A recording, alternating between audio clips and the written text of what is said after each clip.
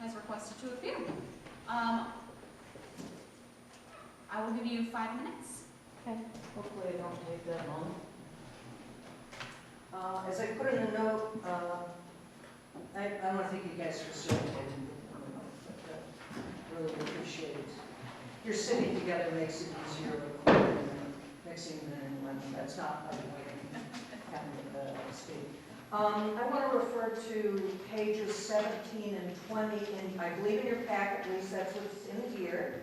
And this is about the vision statement as well as the comprehensive plan for the city of Ely. And on page 17 in the vision statement, let's see, I think it's the 3rd paragraph, it says, Ely provides a safe and friendly atmosphere in affordable neighborhoods that complement their natural surroundings.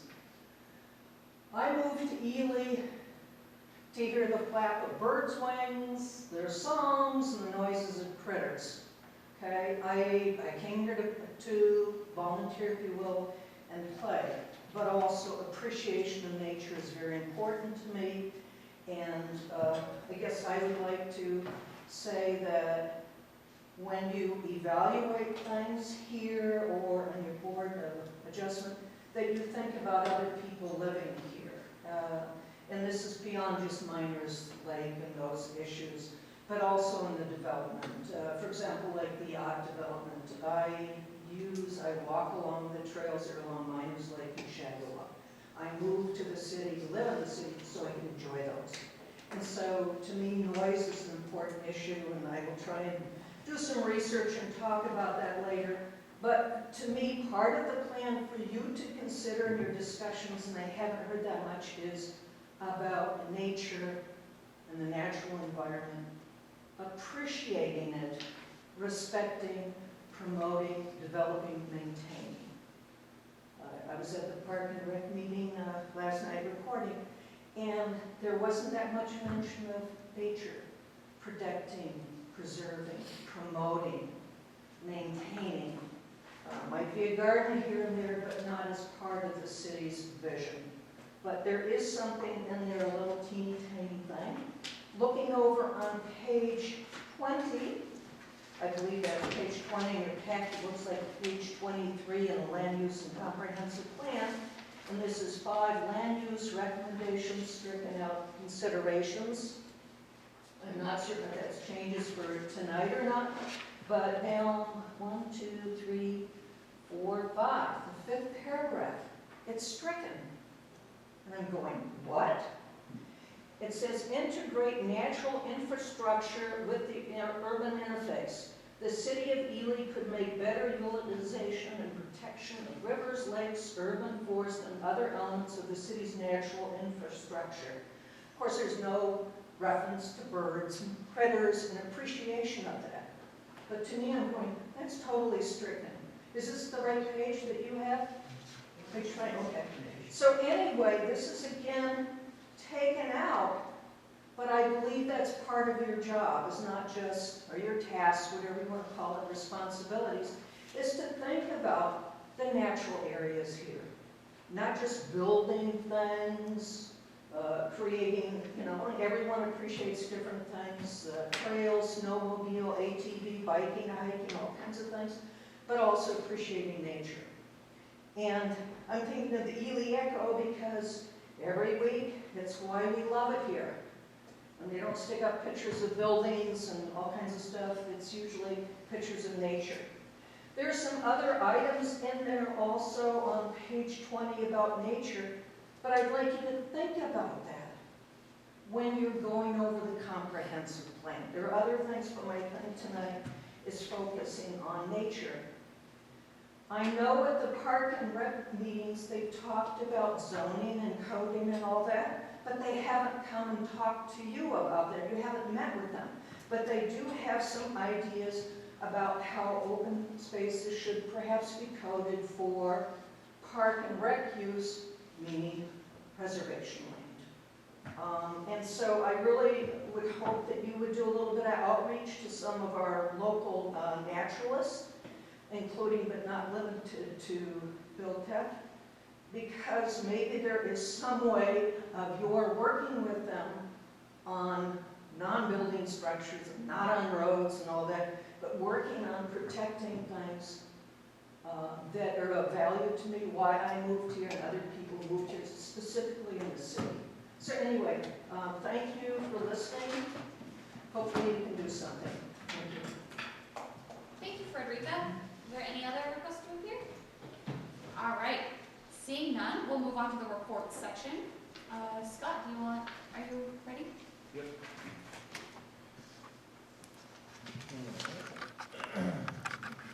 So really no change in the short or long-term rentals. I know we've had some inquiries on short-term rentals, but they're still full, so there's no more. Some things that have been going on, obviously we've been busy with hearings, so we've had variances and rezonings, and there'll be another variance for next month. I was telling somebody earlier today, it's been more busy in the last 4 months than it was all of last year for hearings and whatnot. So that's a good sign. That means there's a lot going on around town, a lot of stuff to do, a lot of people have projects, and hopefully maybe it's a better sign that the economy is going well, that people are able to get builders, have money for investments into the community. It's taking a lot of these properties that aren't being used or underutilized and turning them into usable spaces, or cleaning them up and repurposing them. So it's good to see. The variance that we'll have next month is for a sign at the new Frisky Otter, which was formerly the Rockwood. So that project is moving along. Other than this, there's no involvement with planning and zoning, but there's nothing with the building that'll be changing externally or anything like that, but things are moving along with that. There's also another couple potential hearings this summer on just some items that have come into our office. Let's see here. May's project will be sending out the home occupation renewals. So that's what we do in May. So there's quite a handful of those that will send out the renewals and see if people are still operating their businesses or if they've moved on. And I haven't received a single complaint about any of them that we've had, so they must be doing a good job. I might steal Angela's thunder, but I sat through the council meeting last night, and the permissible uses list was approved that the Planning and Zoning Commission so hardly has worked on, and Mayor Omerza and all the council members were very appreciative of the time and the effort that everybody on the commission, past and present, has put into that, because they know it has been a long time, and it takes a lot of work. And the only thing that was changed was there was somehow conditional uses got stricken out of industrial zoning for auto repair, auto sales, and so they wanted that back, which I think is consistent with how businesses are being currently operated in current zoning, so I don't think that was an issue, but otherwise it was very good. It was good. Otherwise, you all know that I had sent out to you the PBS little interview that I did. I think it was beneficial to have, because they had Duluth on, and then they had University, where the University mostly talked about busing and transportation, but the difference between Duluth and Ely, for example, and just the big striking difference of the person they interviewed was the director, basically, and they have 14 staff that work in their planning and zoning department. Just in planning and zoning, we have one that's part-time. And so just that, but and some of the similarities and some of the differences that we deal with, and they asked, I can assume everybody watched it, but maybe not. One of the big battles that we have is just space. We're restricted on space in our community, and not only space, but buildable space. We have a lot of nice natural spaces, but aren't conducive to building. It was a great opportunity. It might be something in the future, and so I was appreciative that I could represent the city. So that's all I got. Thank you, Scott. Madam Chairperson? Yes. I did watch the video. I thought Scott did a fantastic job. Better than Ron Chetty from the booth. That's Excellent. fair. I really appreciate you getting our meeting packet already for May 15th with the variance hearing. And I appreciate the books that you made for all the commissioners, the new books, really nice. Did we get a copy of the sign ordinance in here? I was not able to find it in my book. Of the conditional use, Sign ordinance? the sign ordinance. I don't know, is it not in there? I didn't find it in my book. Okay, if it's It'll be not, helpful for us before the, yeah, because it's in mine, so I thought I did What section's it pretty in? much everything, it's for, let's see here. Give me a second, I can just read a little bit.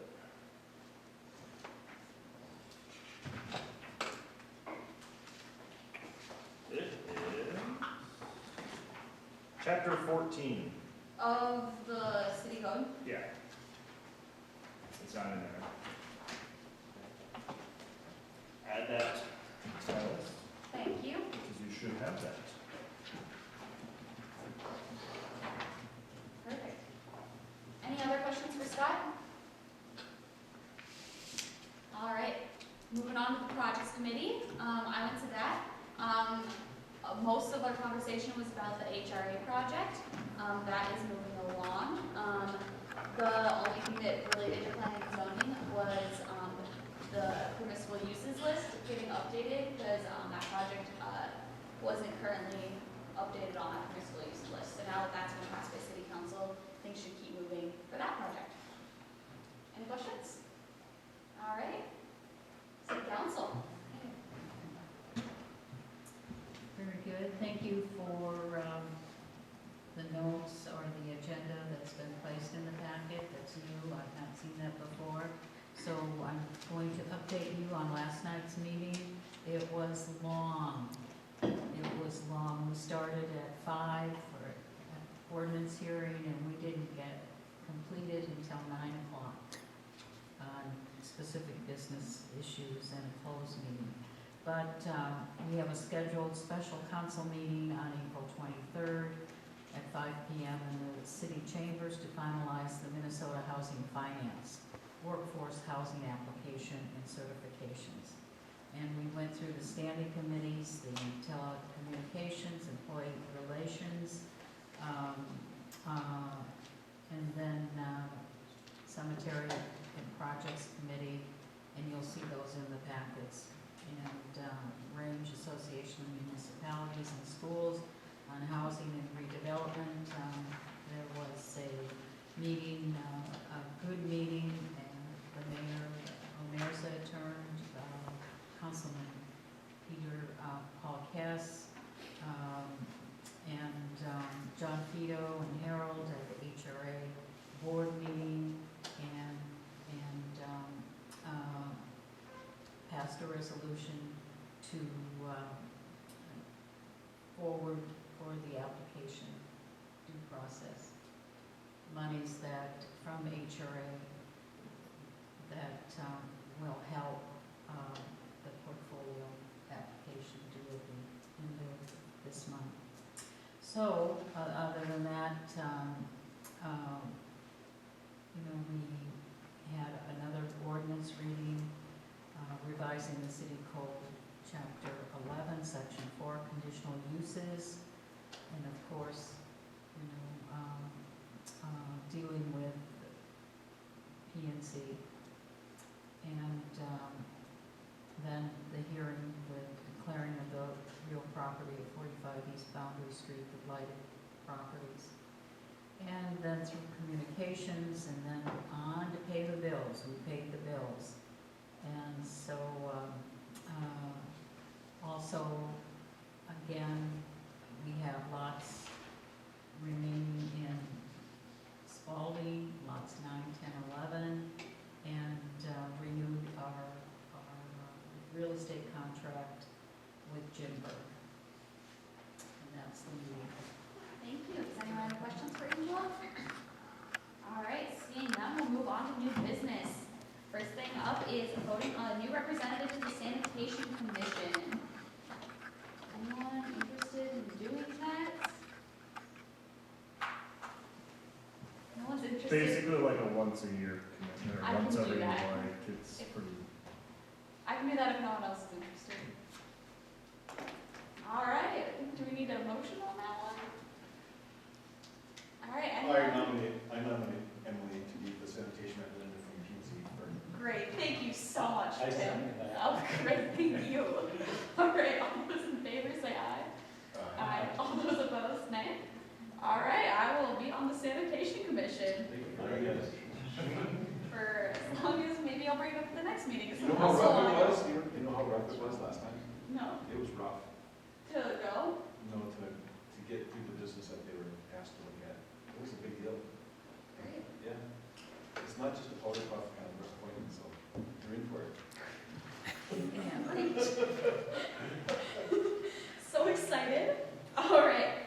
Next up on new business is the dumpster enclosures for commercial, industrial, and multi-unit dwellings. Scott, do you want to present that? Yeah, I've been, this is kind of been something that's coming and gone as far as it comes out and it kind of goes away. I won't specifically name any businesses or anything because there's no formal complaint, I guess, but there's some businesses that have had trash and things like that, which is kind of dissipate from the dumpsters and things like that. And after speaking with Doug in the building department, years ago, the fire code used to address this because, you know, dumpsters they're combustible, right? And so we used to have a fire code that would address those issues. That was removed from our ordinance or was never put in there. So currently, there's nothing in there that addresses that. As you'll see attached, I have so here's our current ordinance on basically where that would fit. Storage, deposit, disposal of refuse. It's mostly commercial establishments or multi-dwelling, so apartments, duplexes, things like that, where they have like a dumpster or something other than just a single trash receptacle. Kind of proposing that we add a sub 7, where it would be like a dumpster enclosures, and then attached is also a very good, first one that I actually Googled, sample ordinance, and it's from Mounds View. And it kind of hits the high points of what's needed. And Doug recommended, cement is recommended, you can have them out of metal, but if it's wood or vinyl, those can burn, they can break, and when the dumpster truck goes to pull away, it hits the dumpster back. It's reinforced concrete, so if it hits it, it just wraps, it doesn't go through it. But the idea is to not only secure the trash from blowing around, but also contain it in case of fires.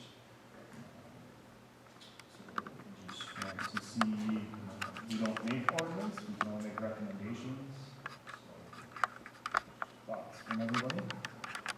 Does anyone have any thoughts, comments, questions, or anything for Scott?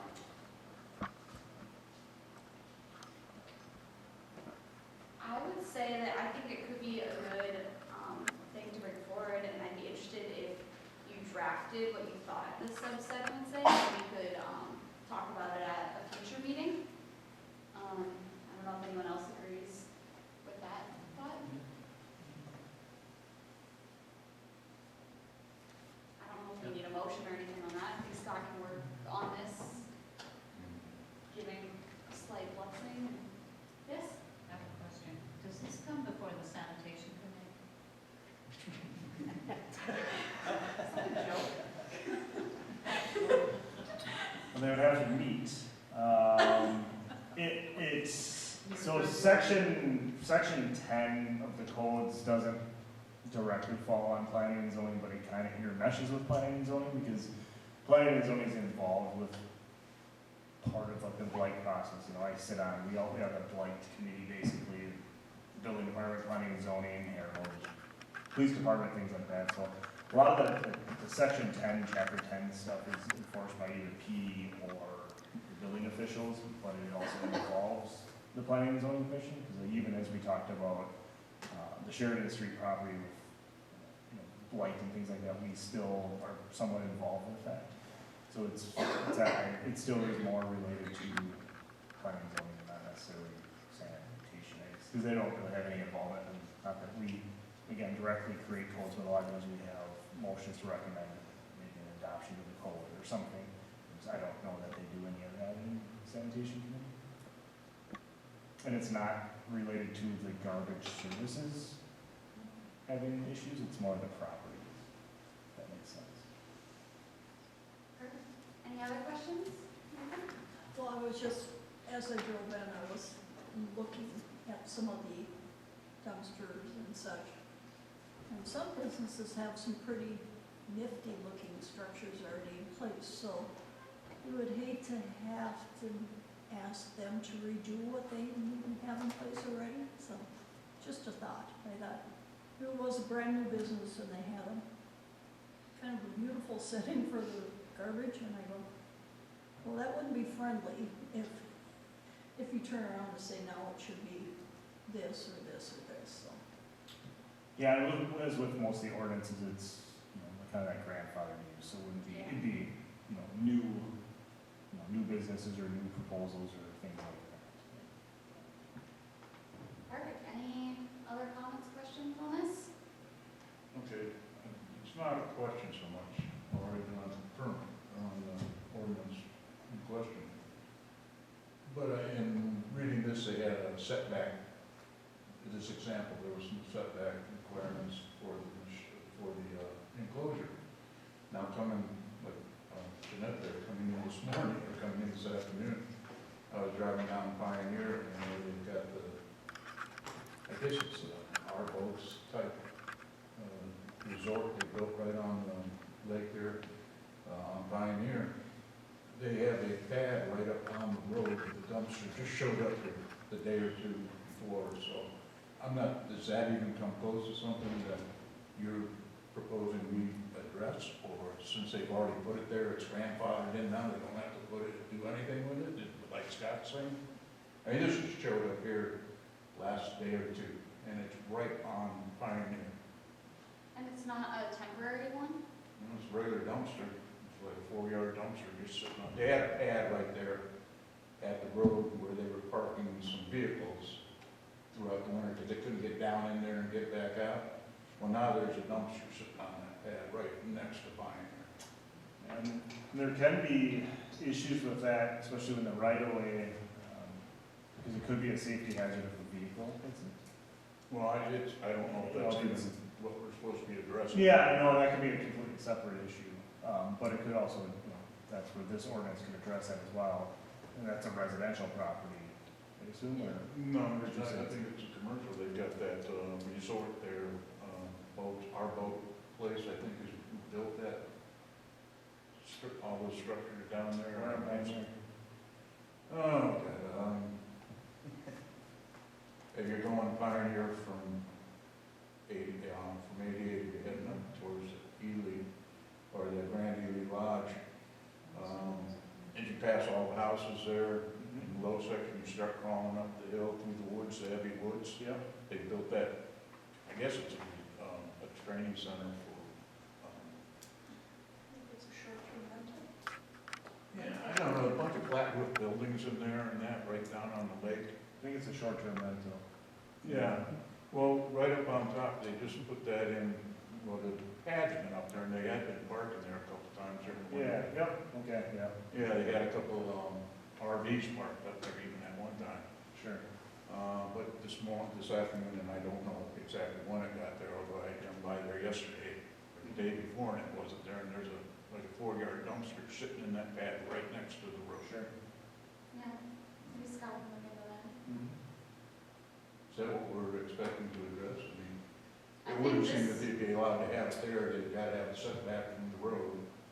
Yeah, it's not a permanent structure, but you're also, it's not temporary, which I'd have to look at the garbage, if there's anything in the garbage collection clause or anything as far as, garbage cans have to be put away, I don't know if there's anything in there about that. Yeah, that's what that- But yeah, it can create, especially a dumpster, can create a safety hazard if it's right on the edge of the road and it's not marked, vehicle traffic and things like that. No, that's not really the domain of this committee. Right, no, but Could be, yeah. Perfect. Looking good. All right. Enclosures. Any other questions or comments? All right. Seeing none, we'll move on to old business. First up, removal of the land stability requirement in chapter 11.401.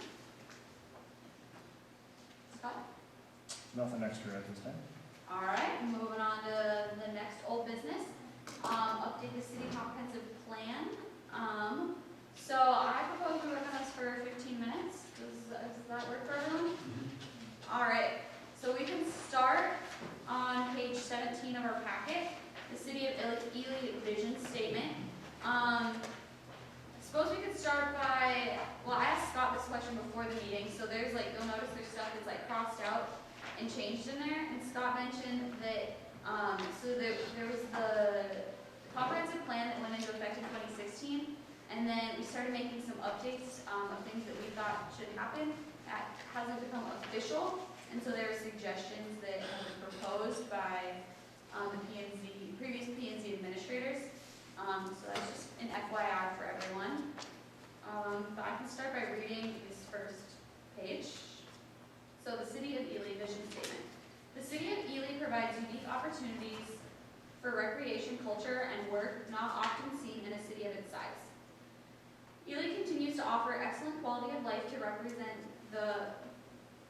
residents of the region.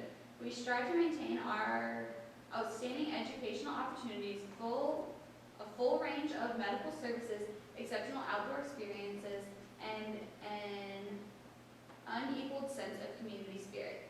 Ely provides a safe and friendly atmosphere in affordable neighborhoods that complement their natural surroundings. Ely supports business industry, and entrepreneurship, providing long-term quality of employment and economic vitality. Historically rich and naturally pure, Ely will gain strength as a regional leader and an anchor to Minnesota's north tourism, where residents can play where they work. So all of this, right, we can like put our vision on it, but everything we would do, especially in this suggestion, would be a suggestion forward, because I don't think that planning and zoning has full authority over the whole city's vision.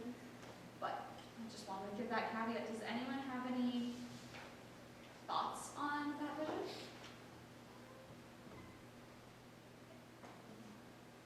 I guess I'm looking at this as, this is designed for residents and not necessarily for visitors. What's the focus On a this, plan like this? on the whole plan, I think it's for the plan for the whole, how the city's gonna work. What our vision is and how we're gonna move forward in all aspects that the city government can affect. Is that correct understanding? I personally, well, I like how we changed it from complement to complement. But I think that's a good change to keep. But I think that seems like a great vision to keep working towards, and I don't think that as far as planning and zoning aspects, there's anything else that I would add to that vision. Any other comments? All right. So P&Z, with the one edit of complement, will have no further suggestions on that. We can always come back and add that at the end if we decide we want some, but for now, moving forward in this process. All right, page 18, the introduction. As the official long-range policy document for the city, the comprehensive plan guides zoning and land use ordinances, investment in public infrastructure, economic development programs, natural resource and protection, housing policies, and other issues. The comprehensive plan is a policy guiding document that provides a legal framework for the city ordinances, programs, and capital investment plans. The plan reflects the community's desired future and guides decision-making by elected and appointed officials on how development, consideration, and public investments take place within the city. Any thoughts?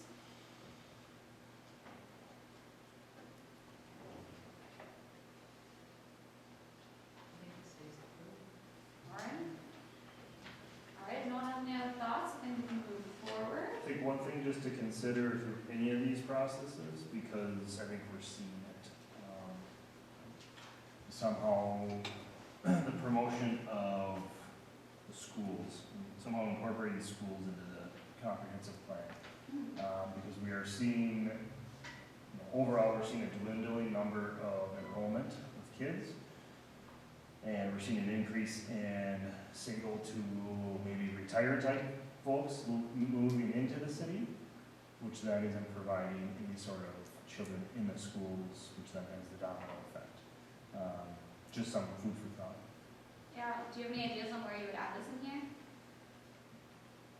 Like, would it be in I the haven't introduction? gotten that far, but just some, I don't know, somewhere where it fits. I guess I just wanted to bring that up before we got too far.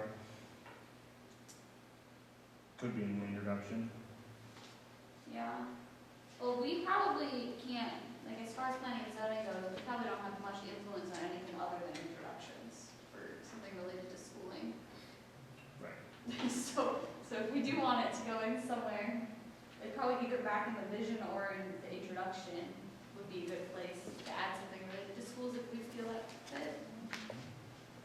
It is kind of important, I think, to understand the demographic of the community. Ely's fully 10 years beyond what is average in the state, probably more.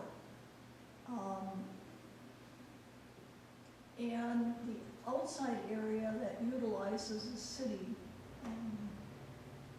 properties, whatever, the people living on the fringe.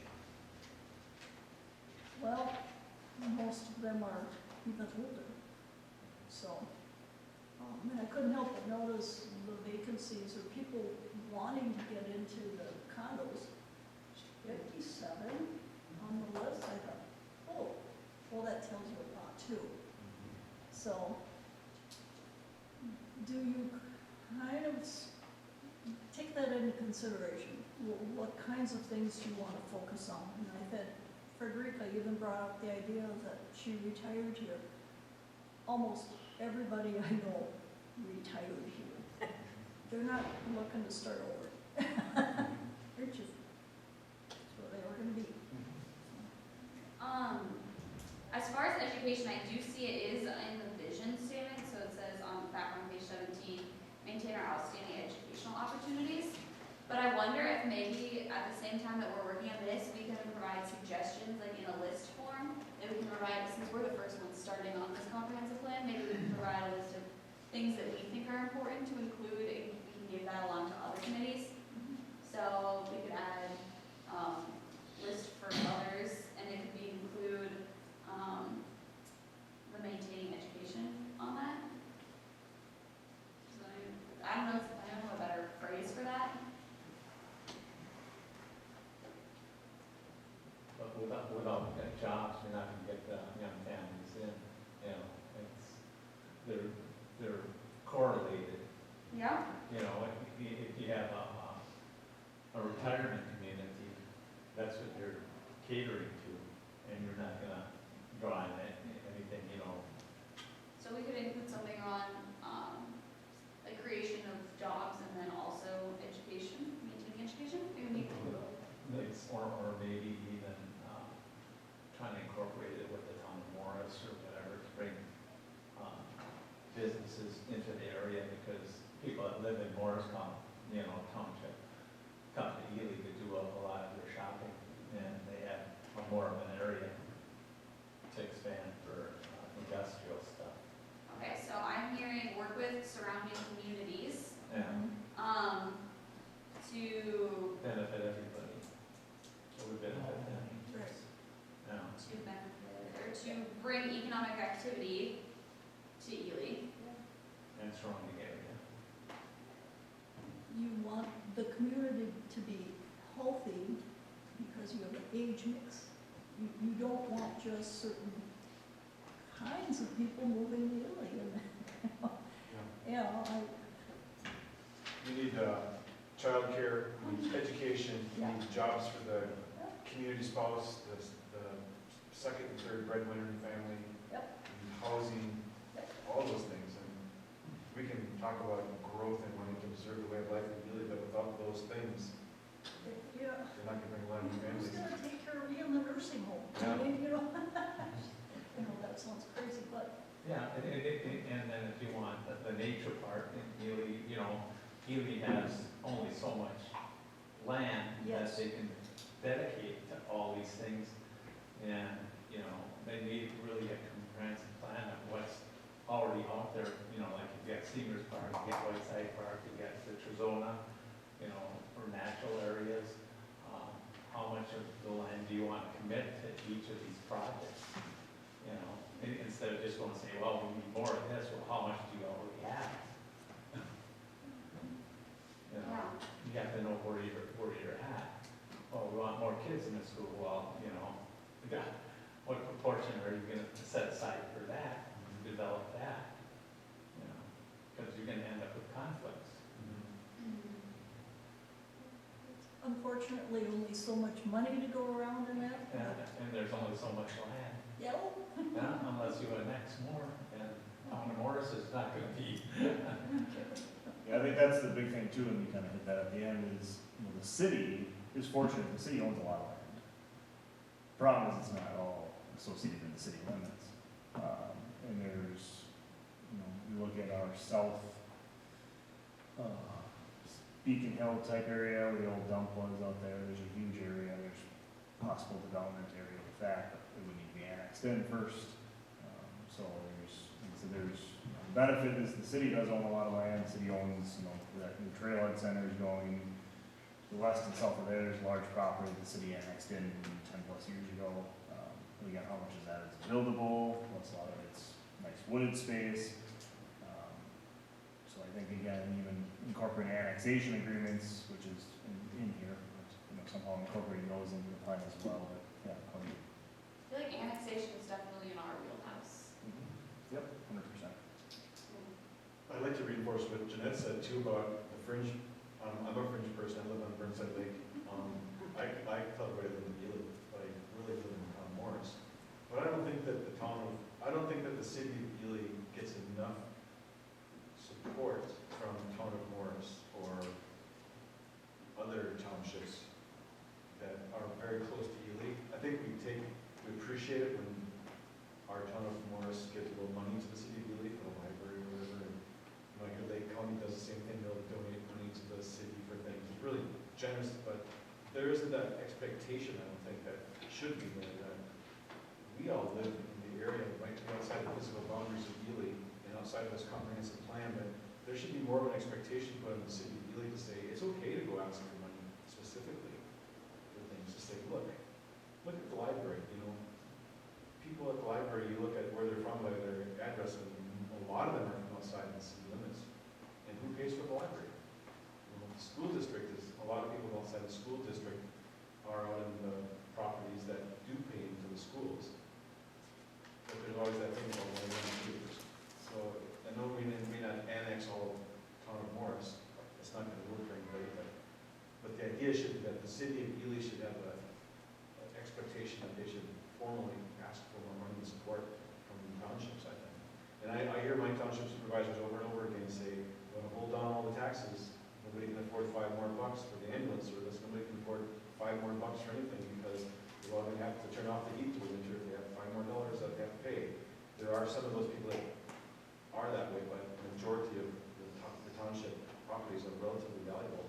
And I think most people that come here that are retiring especially are higher income, and they'd be happy to pay for some of those things if there was a mechanism for the city to get that money from them. Perfect. That's a good suggestion. Added to the list, it's okay to ask support of surrounding communities that use ED services. Yes. So I don't know if we've gotten to that precisely yet in our comprehensive plan where we can like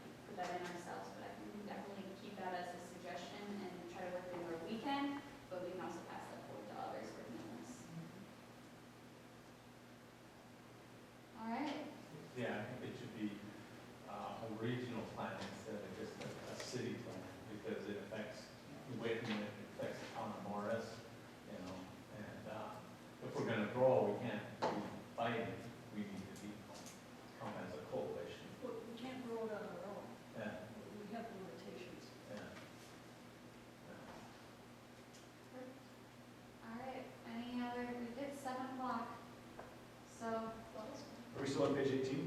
18, There's a comment I have on there about, On the top. foundation of comprehensive planning, page 18. And, we only got through like the first paragraph. this is in the third paragraph, but it talks about looking 20 years into the future, into the year 2035. That should be changed to 2044, 20 years from now, but maybe just replace that date certain, seeing just as we glimpse into the future, so we don't have to keep changing. Oh, yeah, that's a good idea. Years, 2044. yeah, 2024 to 2044. Perfect. Well, we can pick up that on page 18 the next meeting. All right, thank you all. Meeting's adjourned. Go ahead. I just wanted to, while we're convening the interview that we gave on PBS, now that Todd is here, and let's discuss how to get that interview up on the screen Yeah. for public TV. Yeah. Brad and I were talking about that last night. I said, well, he was on like the more like national, and I was like, yeah, a little bit more. Yeah. All right, thank you all. Thank you. Have a good week. Come support me. I like the way you're doing the public hearings. I think When's it? that's really Yes. streamlined. It's good. That's